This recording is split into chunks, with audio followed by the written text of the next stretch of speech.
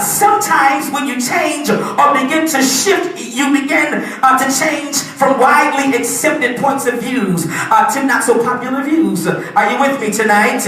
Are you with me tonight? There are times in our lives when an event will cause us to shift our world view. It will cause us to view how we see and how we react to situations. But tonight, the problem is, or the issue is, people, we don't like change. We genuinely don't like change. Why? I'm so glad you asked.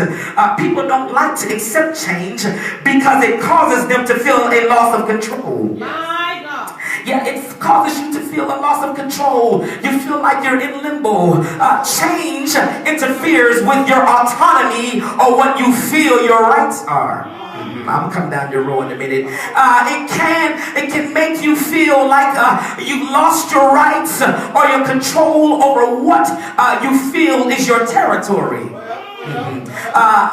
It makes you feel that your territory is gone and that somebody else has taken your territory. People begin to wonder, well, now who's got the power? Or why don't I have the power anymore?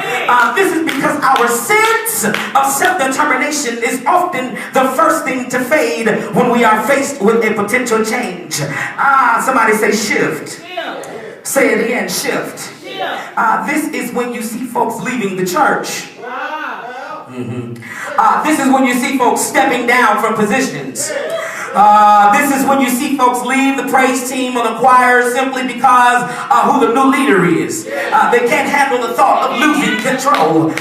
People don't like change. They don't like change because of excessive uncertainty. If change feels like walking off the cliff blindfolded, then people are going to reject it. But I declare tonight you gotta shift. Say shift.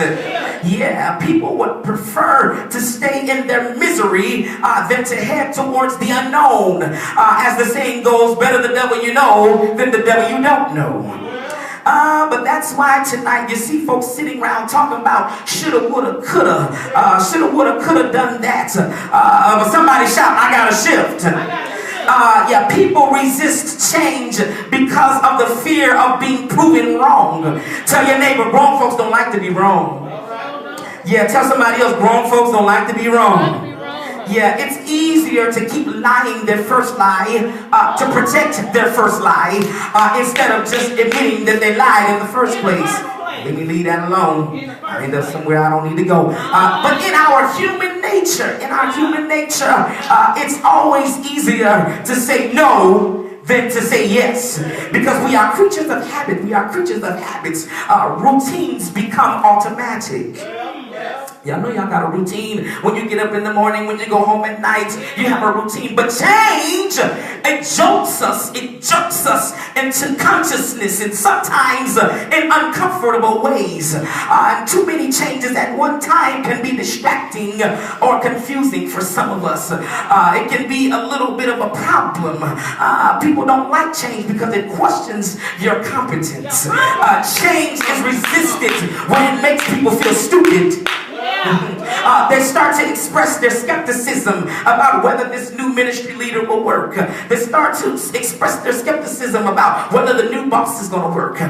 Will this new deacon be faithful and work? Is the new musician really an improvement? Whether or not the new songs really fit this ministry. Whether the new uniform is appropriate. But tonight, deep down on the inside, they're really worried if their own skills will become inadequate. But the last reason folks don't like change is because sometimes the threat is real. Wow. The threat is real. See, the truth of the matter is change is resisted because it really can hurt. Oh, come on, y'all. Let's be real tonight. Change sometimes hurts, doesn't it? Yeah, when new technologies and new skills replace old ones, jobs can be lost. Prices can be cut. Investments can be wiped out. And people who resist change show behaviors like arguing all the time. People who resist change show behaviors like blaming other people for situations and circumstances.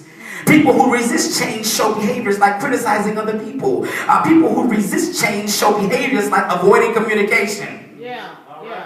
Leaving church early or showing up late or not at all. We don't like change. We don't like change because sometimes the change messes us up. It messes us up. It shows us who we really are. It puts a big old mirror in front of us. But I just want tonight, if the Lord was to shift you, I wonder tonight if He was just to shift you right now to your dream place, how many people, places, and things would you let go of? I wonder tonight if the Lord was to shift you into that dream job, if He was to shift you into that dream millions and millions of dollars that you've been dreaming about all your life, how many people, places, and things would you let go of? Yeah, in the shift, you got to let go of your past. You got to let go. Tell somebody, let it go. Tell somebody, let it go. You got to let go of your past. You see, when you're in the shift, the devil will pull out your worst DVD. Yeah, your worst thing, he'll start taunting you. He'll start flaunting it before people. He'll say, oh, they don't really deserve this shift in their life. Look what they did. And I don't care. It can be 20, 10, 15, 20 years ago. He'll blow it up like you just did it yesterday. But you got to let it go. So in the text tonight, Minister Keena, the wine was gone. Somebody shout, the wine was gone. Yeah, that's a problem. That's a problem. So tonight my first point is sometimes the shift is problematic. Shout, it's problematic. Yeah, there was a problem. There was a problem. The wine was gone. Nobody wants to run out of wine at the reception. Some of y'all might be saying, well, I had no problems. Just keep living, baby. Troubles will come. The wine in this text was gone. The wine was out. So the first shift was problematic. And so the mother of Jesus, she turns to him and says, son, the wine is gone. The wine is out. Ain't no Moscato, ain't no Crown and Coke, ain't no Patron, ain't no Riesling, no Arbor Mist, no White Zinfandel. The wine is out. The wine is out.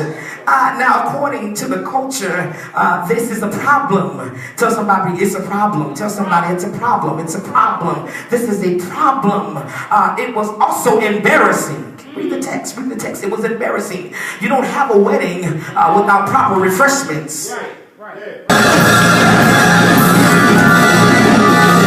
need you to shake about 3 people's hands and say, get ready for the shift. I said, shake 3 people's hands and say, get ready for the shift. Yeah. Shift happens tonight. Hallelujah. That you pray long enough and shift happens. You struggle long enough, but shift happens. You've been out of control. Situations have been crazy, but shift happens. This is what the text says. He said to get some pots and fill them up. Fill them up to the brim. I know what God told you. I know it might sound crazy. I know that God told you some things, and it might look crazy, but shift happens. Tell somebody, shift happens.